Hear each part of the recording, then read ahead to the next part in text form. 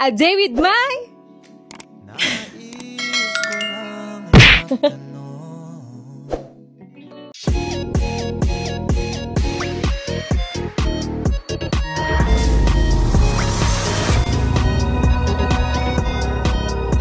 A day with my...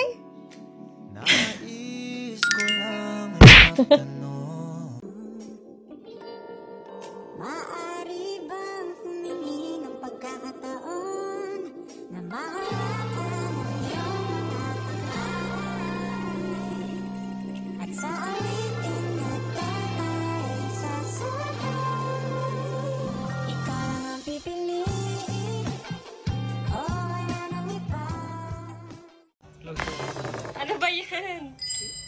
Ito, Wow! para sa'yo lahat yan. And guys, papipiliin ko si Bobby kung saan yung bagay sa akin na shade dito. Ayan. Pipilian mo ako ng shade dito.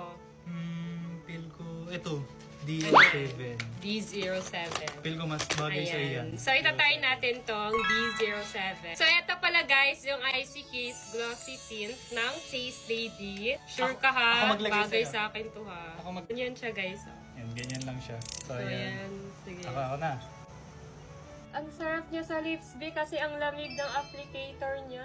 Kung ang lamig ng ano niya, applicator. Ang sarap sa lips. Malamig. Ayan. Ganda.